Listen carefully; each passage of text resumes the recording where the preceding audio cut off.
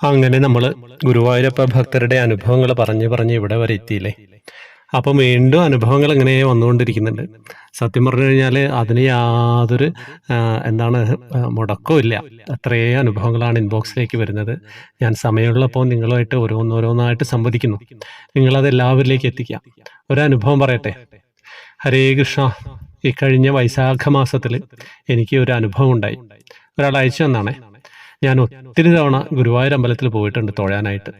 പക്ഷേ എനിക്ക് ഇതുവരെ ഞാൻ കണ്ണൻ്റെ രൂപം ശരിക്കും എന്താണ് എന്ന് കണ്ടിട്ടില്ലായിരുന്നു. അന്ന് ഞാനും എൻ്റെ 2 ചേച്ചിമാരോടൊപ്പമാണ് പോയത്. പോകുമ്പോൾ തന്നെ ഞാൻ കണ്ണനോട് പറഞ്ഞിരുന്നു, ശരിക്കും ഒന്ന് അവിടുത്തെ ആ രൂപം എനിക്ക് കാട്ടിത്തരണേ എന്ന്. അങ്ങനെ പറഞ്ഞായിട്ട് പോയത് തന്നെ, ശരിക്കും കണ്ടിട്ടില്ല.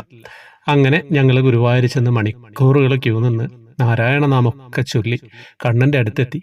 പക്ഷെ എനിക്ക് സങ്കടമായി. ഞാൻ പറഞ്ഞതുപോലെ എനിക്കൊന്നും കാണാൻ പറ്റുന്നില്ല, ആകെ ഇരുട്ട് മാത്രം. അപ്പം എനിക്ക് സങ്കടമായി. ഞാൻ പറഞ്ഞു, ഞാൻ കുറേ പറഞ്ഞതല്ലേ കണ്ണാ ഇതുവരെ കണ്ടിട്ടില്ല എന്ന്, എന്നിട്ടും എന്താണ് എന്നോടിങ്ങനെ?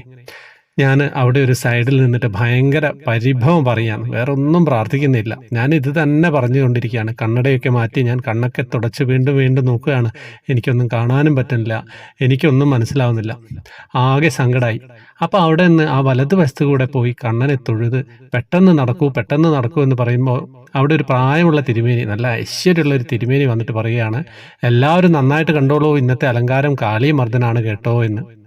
അയ്യോ എൻ്റെ കൃഷ്ണ, എനിക്ക് വയ്യ, എന്താണ് പറയേണ്ടതെന്നറിയില്ല. അത്രയ്ക്ക് സന്തോഷമായി.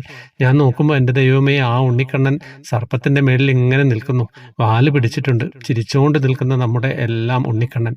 ആ ഒരു കാഴ്ച ഇന്നും എൻ്റെ കണ്ണിൽ നിന്ന് മാഞ്ഞിട്ടേ ഇല്ല. ആ തിരുമേനി എനിക്ക് വേണ്ടി ഗുരുവായൂരപ്പൻ തന്നെ പറഞ്ഞയച്ചതാണ്, ഒരു സംശയമില്ല. അനുഭവങ്ങൾ അങ്ങനെയാണ് ഗുരുവായൂരിൽ വന്നു കഴിഞ്ഞാൽ.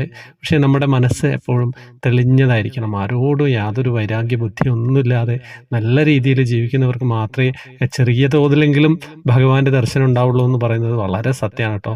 അപ്പോൾ നിങ്ങളെല്ലാവരും നിങ്ങൾ വെക്കുന്ന ഓരോ സ്റ്റെപ്പും സൂക്ഷിക്കുക. മുന്നോട്ട് പോകുന്നത് അത് വേണോ വേണ്ടയോ എന്ന് കൃത്യമായിട്ട് ചിന്തിച്ചതിന് ശേഷം മാത്രം ചെയ്യുക.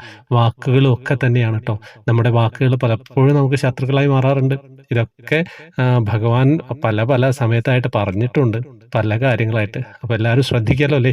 കൃഷ്ണവിഗ്രഹം വേണ്ടവർക്ക് വാങ്ങാം, സബ്സ്ക്രൈബ് ചെയ്യേണ്ടവർക്ക് സബ്സ്ക്രൈബ് ചെയ്യാം കേട്ടോ. ഓക്കെ, ഹരേ കൃഷ്ണ.